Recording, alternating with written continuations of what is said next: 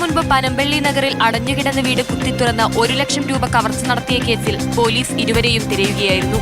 ഇതിനിടെയാണ് 23-ാം തീയതി വൈറ്റിലയിൽ മറ്റൊരു മോഷണം ഇവർ നടത്തുന്നത്. 2 സ്ഥലങ്ങളിലെയും CCTV പരിശോധിച്ചപ്പോൾ പ്രതികൾ ഒരേ ആളുകൾ തന്നെയാണെന്ന് വ്യക്തമായി. പിന്നാലെയാണ് ഭീമാപള്ളി സ്വദേശി നസറുദ്ദീൻ ഷായെയും പ്രായപൂർത്തിയാകാത്ത ഒരാളെയും പോലീസ് പിടികൂടിയത്.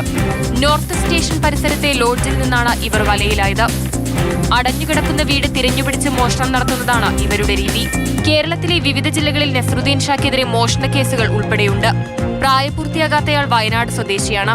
ഞങ്ങൾക്ക് നടത്തിയ മോഷണ കേസിൽ എല്ലാ സാധനങ്ങളും റിക്കവറി ചെയ്യാൻ കഴിഞ്ഞിട്ടുണ്ട്. ഈ പ്രതി എന്ന് പറയുന്ന ഒന്നാം പ്രതി എന്ന് പറയുന്നത് ഭീമാപള്ളി സ്വദേശിയാണ്. അയാൾക്ക് ഇതുകൂടാതെ തന്നെ നിരവധി കേസുകൾ നമ്മുടെ സംസ്ഥാനത്തിൻ്റെ തന്നെ വിവിധങ്ങളായ സ്ഥലങ്ങളിൽ പല പോലീസ് സ്റ്റേഷനുകളിലും കേസുണ്ട്. പനമ്പള്ളി നഗറിൽ മുൻവശത്തെ വാതിൽ കമ്പിപ്പാര കൊണ്ട് കുത്തിപ്പൊളിച്ച് അകത്തുകടന്ന മോഷ്ടാക്കൾ ഏതാണ്ട് 1 മണിക്കൂറോളം വീടിനുള്ളിൽ ചെലവഴിച്ചു. മാസ്ക് ധരിച്ച യുവാക്കളെന്ന് തോന്നിപ്പിക്കുന്ന 2 പേരായിരുന്നു ദൃശ്യങ്ങളിൽ. കൊച്ചിയിൽ തങ്ങി കൂടുതൽ മോഷണങ്ങൾക്ക് ഇവർ പദ്ധതിയിട്ടിരുന്നതായാണ് വ്യക്തമായത്. ഏപ്രിലിൽ സംവിധായകൻ ജോഷിയുടെ വീട്ടിൽ ഇതുപോലെ മോഷണം നടന്നിരുന്നു.